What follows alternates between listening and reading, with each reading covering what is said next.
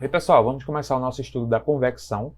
Nós vamos fazer nessa aula aqui um estudo mais qualitativo. Não vamos desenvolver as equações da convecção, que são bastante complexas, né? E na verdade a gente nem usa elas, porque a convecção ela utiliza muito equações empíricas, né, para fazer aplicações, né, na prática, porque são equações mais fáceis de se utilizar. E nós vamos estudar aqui mais a convecção sob um aspecto qualitativo e entender alguns conceitos que são muito importantes para que a gente entenda esse fenômeno de transferência de calor. Primeiramente, nós vamos ver quais são as características da convecção, né? Como é que esse fenômeno ele é compreendido. Depois nós vamos estudar a camada limite, entender o que é esse conceito, que está associado ao escoamento dos fluidos. E depois nós vamos ver o conceito de camada limite térmica, que obviamente vai ser muito importante para a compreensão da transferência de calor. E por fim nós vamos expandir esses conceitos para a camada limite, que é em escoamento turbulento, que é um caso muito comum em muitas aplicações. Então vamos rever aqui o conceito, né, de quais são as características, né, da convecção. Como é que a gente entende esse mecanismo? Como é que a gente explica ele? Como vocês podem ver, nós temos duas partes para identificar a convecção. Ambas estão relacionadas com a estrutura de um líquido ou de um gás, ou seja, a estrutura fluida. Porque nós sempre vamos ter um fluido em contato com a superfície para identificar esse mecanismo de convecção. Uma parte desse mecanismo é compreendida a partir do que a gente chama de advecção, que é esse primeiro termo aqui que a gente vê aí em cima. A advecção ela é o movimento macroscópico do escoamento do fluido. É aquilo que a gente vê realmente quando o fluido está escoando. É a misturação da massa do fluido. Aquilo que dá a característica de você distribuir bem as temperaturas enquanto o fluido está escoando. E a outra parte é a difusão. É a parte em nanoescala, aquela parte em escala atômica. Se a gente pudesse ver as moléculas individualmente se movimentando do fluido. Essa parte da difusão ela é muito importante, principalmente no contato entre fluido e superfície. E ela é praticamente a mesma coisa do que a gente entende pelo mecanismo de difusão que caracteriza a condução nos sólidos. Só que na maioria das aplicações da convecção a gente pode negligenciar o efeito difusivo, embora ele não seja totalmente ignorado, porque, por exemplo, o coeficiente H ele é calculado utilizando o valor da condutividade térmica dos fluidos também, né? Mas, para desenvolvimento de muitos modelos, a gente pode deixar a difusão de lado e levar em consideração somente o efeito da advecção, do movimento macroscópico dos fluidos. Então, sabendo disso, nós podemos, né, buscar alguns modelos de escoamento de transferência de calor no escoamento dos fluidos, a convecção, e os principais objetivos dos estudiosos dessa área é compreender bem esses mecanismos físicos, porque a convecção está presente na ebulição, né, na condensação, em diversos meios onde eu tenho um fluido escoando, né, e eles são modelos muito difíceis de desenvolver, de estudar, porque envolve conceitos muito complexos da mecânica dos fluidos, porque envolve turbulência, envolve um movimento caótico de moléculas. São modelos bastante complexos. Então, procura-se compreender bem os mecanismos físicos que influenciam a convecção térmica e desenvolver métodos de cálculos que sejam mais fáceis de se utilizar na prática. Hoje em dia, a gente usa muito método baseado em correlações empíricas, baseado em experimentos. São modelos prontos que não são deduções exatas, matemáticas, que dão uma resposta exata. Então, existem muitas margens de erro nos cálculos que se fazem baseados na convecção. E o ideal é otimizar esses resultados. O conceito que eu falei para vocês, que é muito importante ser compreendido, porque ele influencia muito os fenômenos de convecção. Sempre que eu falo em convecção aqui, embora o meu objetivo seja desenvolver a transferência de calor, é bom vocês pensarem também que essa mesma ideia ela se aplica à transferência de massa, à transferência de espécies, né, de moléculas de uma substância através de fases, né? A transferência de massa e de calor, eles têm modelos muito semelhantes, certo? Mas aqui o nosso foco é na camada limite. Primeiro, a camada limite, que a gente chama de camada limite de velocidade ou dinâmica. A camada limite que a gente vai ver em todo escoamento de fluido, certo? Todo fluido que escoa em contato com a superfície vai apresentar uma região desse escoamento que nós vamos chamar de camada limite. Vamos ver aqui uma ampliação dessa imagem, que é um esquema, uma representação esquemática da camada limite. O que é isso? Primeiro vamos identificar o que é que nós temos aqui. Essa parte aí prolongada, mais cinza, ela é a representação de uma superfície que nós estamos vendo, a lateral dela, estamos vendo ela de perfil, seria uma superfície plana, e essas setas pretas aqui no lado esquerdo da tela são os vetores de velocidade de um escoamento de fluido que tem uma velocidade representada pela letra U com o símbolo infinito. Então esse símbolo infinito ele é utilizado para representar uma variável cujo valor dela é uniforme em todo o escoamento do fluido. Significa dizer que nós temos a mesma velocidade em qualquer parte do fluido antes dele entrar em contato com essa superfície. Por isso que eu coloquei o símbolo infinito. Então, U infinito vai ser chamado aqui de velocidade livre do escoamento.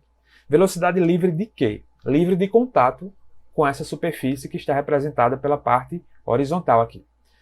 Vocês estão vendo aqui a representação cartesiana, né? Eu tenho aqui o eixo Y na vertical e o eixo X na horizontal. A gente poderia considerar que o eixo X o valor X igual a zero é o início do contato entre o fluido, representado por essas camadas aqui, e a superfície, certo?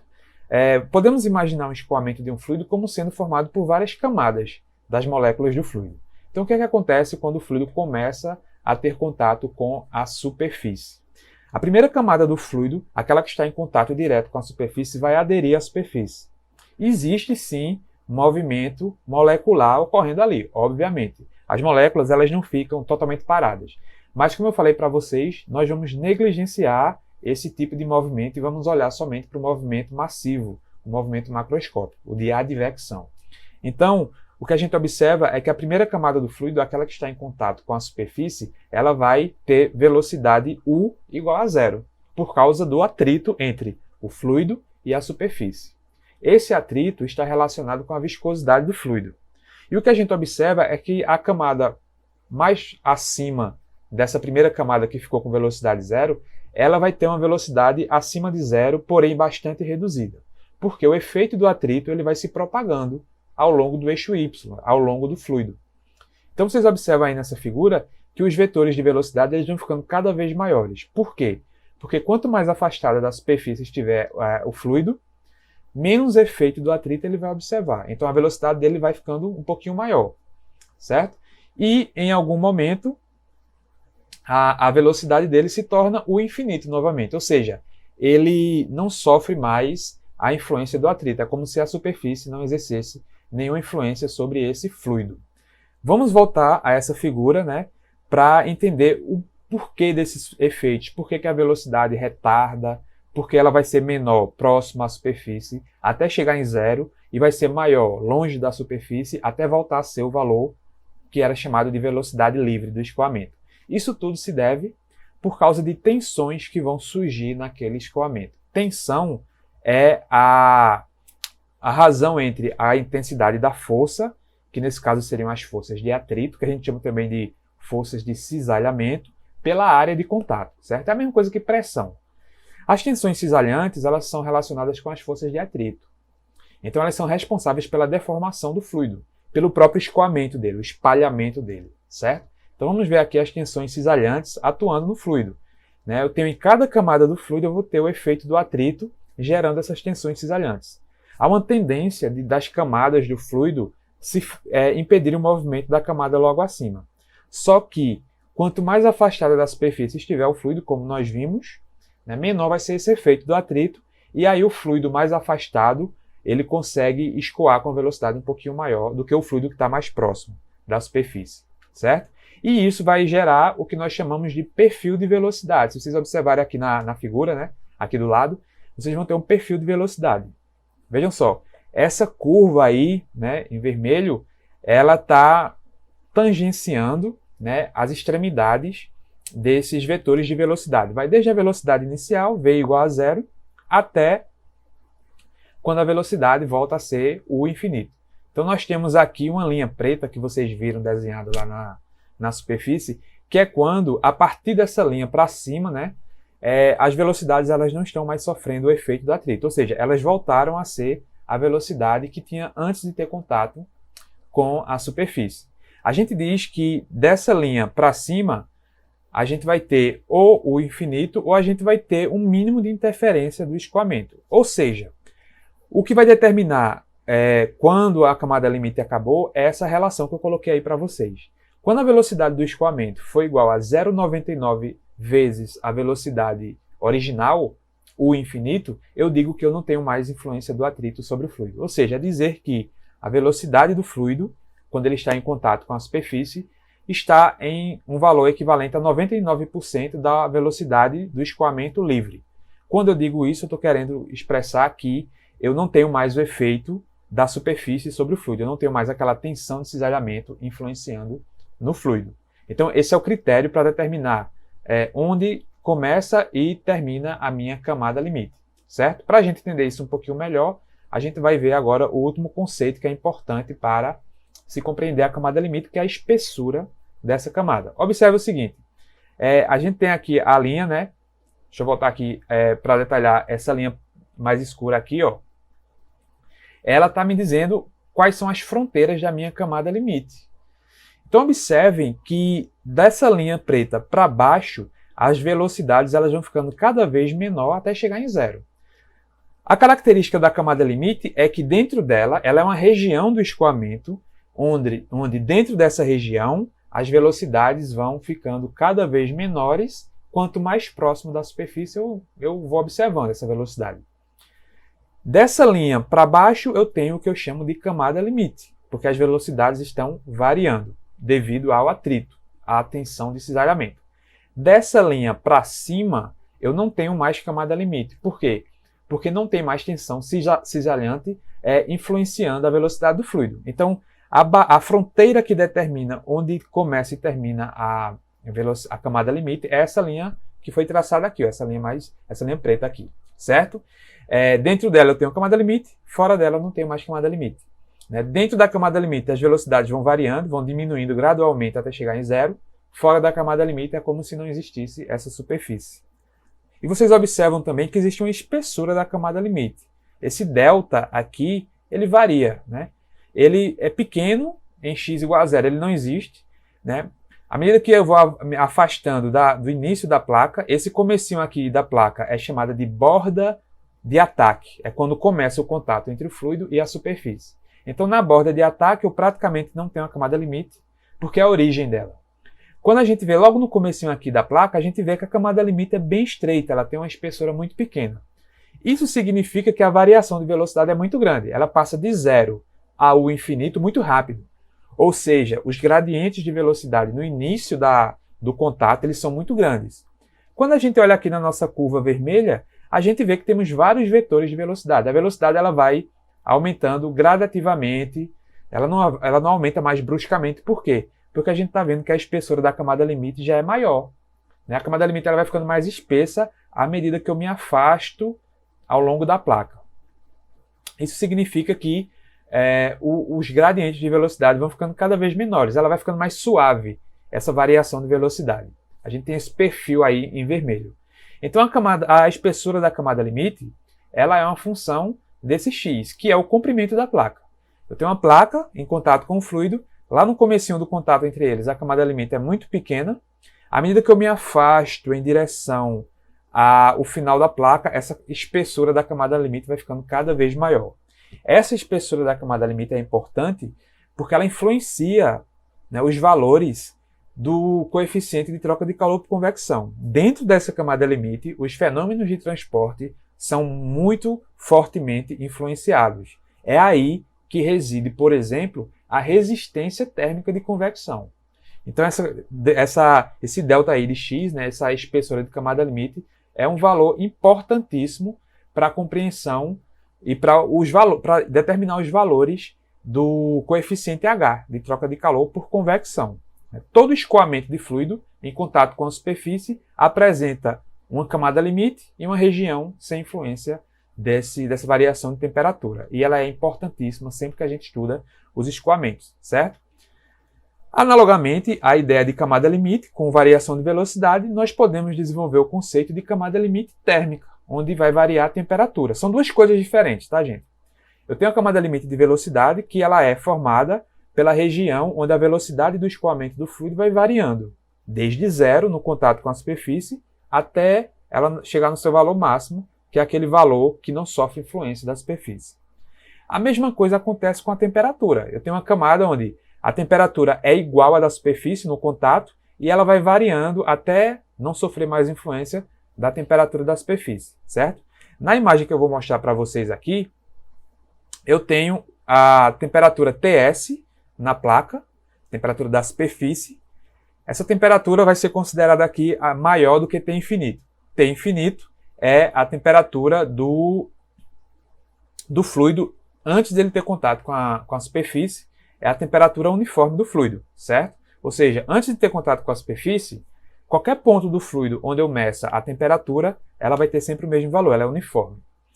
E aí a gente observa o seguinte, quando o fluido tem contato com a superfície, ele vai atingir o equilíbrio térmico com essa superfície, baseado naquela ideia de que nessa primeira camada de fluido a velocidade é zero, ele fica ali aderido à superfície.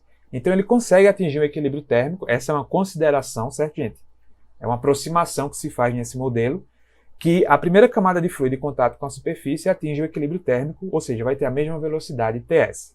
Vamos considerar, né, lembrando aqui que Ts é maior do que T infinito. Então, a próxima camada de fluido já não entra em equilíbrio térmico porque ela não tem velocidade zero. Ela ganha calor, mas ela continua escoando. Então, ela fica com uma temperatura um pouquinho menor do que a temperatura da superfície. E, à medida que a gente vai se afastando dessa superfície, as temperaturas vão ficando menores até voltarem ao valor T infinito.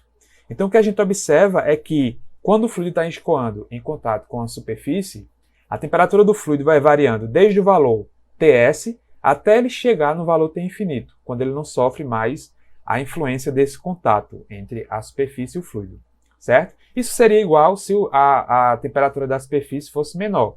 Ela seria menor ali no contato com a superfície e iria aumentando gradualmente até chegar no T infinito, certo? Então a gente chama de camada limite de térmica, né, a camada limite formada pela variação das temperaturas. Como a gente está vendo aqui, tem um perfil de temperatura, né? E vale mesmo um critério também aqui, né, para entender quando é que eu determino que não existe mais camada limite. O critério é o seguinte, ó, o ΔT dentro da camada dividido pelo ΔT entre superfície e fluido livre tem que ser, a razão entre eles tem que ser 0,99. Então se eu fizer Ts menos a temperatura do fluido dividido por Ts menos T infinito, quando essa razão chegar a 0,99, eu digo que chegou o fim da camada limite. Então essa linha preta aí é a camada limite térmica. A gente tem o perfil aqui de temperatura, né, mostrando que ela varia até voltar a ser T infinito, e temos uma linha que determina que acima dela a temperatura do fluido não sofre mais influência da placa, e abaixo dessa linha preta eu tenho essas variações de temperatura. É a mesma analogia com a da velocidade que a gente acabou de ver. A mesma coisa vale para a espessura. Eu tenho uma espessura que depende da posição em que eu me encontro na placa. Logo no início, na borda de ataque, x igual a zero, eu tenho uma variação de temperatura muito rápida. Ele passa de Ts até infinito muito rapidamente. Então, os gradientes de temperatura no início da placa e próximos ao início da placa, eles são maiores do que os gradientes de temperatura afastados do início da placa. Quanto mais eu me afasto na minha superfície, maior fica a espessura da camada limite térmica e menores vão sendo esses gradientes, porque a variação, como a gente observa no perfil de temperatura, ela vai ficando mais gradual, mais suave. Mas é a mesma ideia da camada limite térmica. Então nós temos o mesmo conceito, a mesma ideia de camada limite. Quando a gente olha para a velocidade, a camada limite de velocidade é a região, né, do escoamento onde as velocidades variam desde zero no contato com a superfície até não ter mais variação, voltar a ser o infinito, a velocidade livre do escoamento. E nós temos uma região onde as temperaturas variam desde a temperatura da superfície até ela ser novamente T infinito, a temperatura do fluido sem a influência da superfície. São dois conceitos independentes, mas que estarão sempre presentes, certo? Desde que a superfície e o fluido, né, tenham temperaturas diferentes, obviamente. É que eu vou observar a camada limite térmica. E, obviamente, se a gente estivesse estudando a convecção de massa, nós teríamos também uma camada limite de concentrações. Digamos que eu tenho um sólido, por exemplo, que pode se dissolver num líquido. E eu tenho um líquido ali escoando com ele, em contato com esse sólido. Eu teria uma camada de variação de concentrações dessa substância ao longo do líquido, formando uma camada limite de concentração. É o mesmo conceito, é a mesma ideia. Ok, a gente já conhece os conceitos de camada limite térmica e de velocidade, eles influenciam muito o coeficiente H de convecção, assim como a condutividade, né, as propriedades físicas do fluido estão embutidos no valor de H. Condutividade, calor específico, densidade, viscosidade, eles influenciam o valor de H. E o que influencia mais o valor de H, que é o coeficiente de troca de calor por convecção? A geometria do escoamento. Eu mostrei para vocês, para facilitar a explicação, camada limite de um fluido em contato com a placa plana. Mas, se fosse um cilindro, se fosse uma esfera, se fosse qualquer outro tipo de configuração geométrica, né, as camadas limites elas iam ter formato diferente e isso iria influenciar diretamente o valor de H. Então, H é um coeficiente de troca de calor por convecção, mas ele traz dentro dele várias influências, vários fatores que podem fazer com que o valor dele se modifique. Por isso que é importante a gente ter esse conhecimento qualitativo, né, para que a gente possa pelo menos entender que H não é como uma constante física, que tem sempre o mesmo valor, ou que só depende de uma coisa ou de outra. Ele depende de vários conceitos, certo? Muitos escoamentos eles são turbulentos, principalmente quando a gente quer usar isso numa aplicação do dia a dia, numa aplicação industrial, por exemplo, no equipamento. Qual é a diferença entre a camada limite de um escoamento laminar e turbulento? Primeiro vamos lembrar, né? Um escoamento laminar é aquele escoamento que a gente pode identificar a trajetória do fluido, a gente poderia representar ele através de linhas, né, que estão escoando umas sobre as outras, paralelamente. É um escoamento muito comportado, né? O escoamento turbulento, o próprio nome já diz, ele tem muitos vórtices, ele tem muita misturação, ele tem movimento em várias dimensões, né? Não só na dimensão X, mas ele tem na dimensão vertical, ele tem na terceira dimensão, ele é um escoamento muito caótico. A misturação do fluido é intensa, né? Então, ele complica um pouquinho mais as coisas, mas é importante a gente entender como representar a camada limite turbulenta, né? Então, a gente tem a camada limite turbulenta aí, né, que vocês veem que ela já tem um formato muito diferente, né, porque eu tenho aí uma misturação maior do fluido, mas o conceito é o mesmo, tá, gente? A camada limite turbulenta, ela tem o mesmo conceito. Dentro dela variam os parâmetros, pode ser velocidade, pode ser temperatura, pode ser concentração, tanto faz, ok? Não tem... O conceito continua o mesmo. O que a gente vai analisar aqui é qual é a diferença, conhecendo já o conceito de camada limite, qual é a diferença entre uma camada limite turbulenta e aquela camada limite, né, que a gente viu laminar, né? Quais são as regiões que caracterizam a camada limite turbulenta. Ela não é mais uma camada limite uniforme, né? Ela tem regiões distintas aí. Então vamos ampliar aqui a nossa imagem. E o que vocês vão ver aqui ela está sendo representada como a camada limite turbulenta para a velocidade, mas o mesmo poderia ser feito para a temperatura, certo? Vocês veem que no início nós temos a camada limite laminar, né? Vou voltar aqui, eu achei que tinha marcado, mas vamos ver por aqui mesmo. Eu tenho uma parte que é laminar, ou seja, não mudou nada ainda. Logo no início do contato, ela escoa como um escoamento laminar. Isso devido às tensões de cisalhamento, ao atrito, né, àquilo que tende a retardar o movimento do fluido. Mas depois, devido aos fatores que influenciam, né, o escoamento do fluido, dando a ele uma tendência de ser um escoamento turbulento, a gente observa que a partir de uma certa distância, ele começa a ter uma transição, uma região de transição. E o que é essa transição? Ele está passando de laminar para turbulento. E aí, finalmente, ele chega numa região turbulenta, onde a movimentação do fluido é mais caótica, certo? E vocês observam aí que a espessura ela aumenta muito quando ele passa do laminar para o turbulento. Todo escoamento turbulento, quando ele entra em contato com a superfície, ele vai desenvolver uma camada limite que tem uma região inicial, que é a região laminar, né, que é a região de desenvolvimento, que a gente diz. Depois ele tem uma região curta de transição, e finalmente ele se torna turbulento. Então, normalmente as camadas limite turbulenta, elas são mistas, porque elas sempre vão ter um comecinho ali, que é chamado de camada limite laminar. A gente vê aí que tem um perfil de velocidade. O perfil de velocidade laminar, ele tem variações mais graduais de temperatura, né? O perfil de velocidade turbulento, ele atinge um valor alto, né, muito rapidamente, né? E vamos observar também quais são as regiões que caracterizam essa camada limite turbulenta. Toda camada limite turbulenta tem uma subcamada limite muito estreita, muito pequenininha, próxima à superfície, que ela é sempre laminar. Lá embaixo, no contato com a superfície, a gente já sabe que as velocidades são muito baixas, né, elas tendem a ser zero, então sempre vai ter uma camada que a gente chama de subcamada laminar. Dependendo do nível de turbulência do escoamento, essa subcamada laminar ela pode ser maior ou menor, mais espessa ou menos espessa, mas ela sempre existe porque o nosso modelo assume que as velocidades ali elas vão se aproximando de zero. Então, se a velocidade está se aproximando de zero, não vai haver turbulência ali, muito perto da placa, né? Aí por isso que aparece essa subcamada laminar.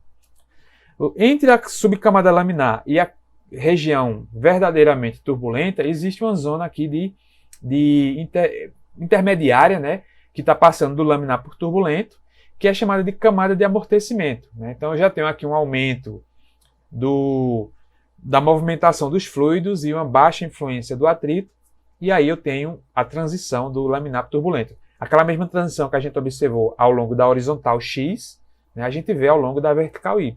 Eu tenho uma parte laminar, chamada de subcamada laminar, depois vem uma região de transição chamada camada de amortecimento, e finalmente a gente chega na zona verdadeiramente turbulenta, onde as velocidades rapidamente atingem seu valor máximo. Algumas velocidades aqui dentro podem atingir valores maiores, inclusive, do que o infinito, né? E a substituição de moléculas com baixa velocidade aqui por moléculas de alta velocidade, né, elas vão trocando de lugar muito rápido. A região turbulenta ela é muito difícil de estudar por causa desse caos no movimento das partículas. E qual é a influência disso, né? Por que a gente está vendo aqui a diferenciação da zona turbulenta para a camada laminar, né? Porque nós temos, devido a esse desenvolvimento turbulento aqui, a variação em algumas propriedades do fluido. Vejam aí esse gráfico que ele mostra a parte de baixo, essa linha de baixo, ela é exatamente uma representação do desenvolvimento da espessura da camada limite. É a mesma imagem da camada limite. Observe que quando x é zero, ela é quase inexistente. Quando x vai aumentando, ela vai ficando maior. A curva de cima, ela mostra a variação do valor do coeficiente de troca de calor por convecção. Vejam que o coeficiente de troca de calor por convecção ele é inversamente proporcional ao valor da espessura. Quando a espessura é pequena, o H tem valores altos. Quando a espessura aumenta, o H diminui. Vejam que eu tenho aqui a curva do H diminuindo, porque a espessura da camada limite está aumentando. E por que isso acontece, né?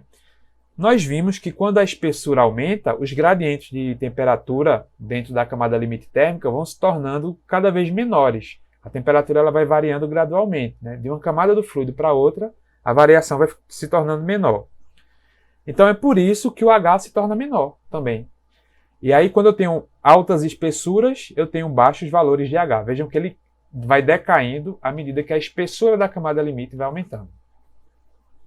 Quando a camada limite se torna turbulenta, observem que a espessura dele dá um salto e fica muito maior em comparação, né, da camada limite laminar, que foi o que a gente viu na figura anterior. Então os deltas começam a ficar muito grandes. Aquela relação de H inversamente proporcional ao delta continua existindo. Vejam que a espessura vai aumentando e o H vai diminuindo. Mas observem o seguinte, havia uma tendência do valor de H ficar muito baixo aqui, quando era laminar.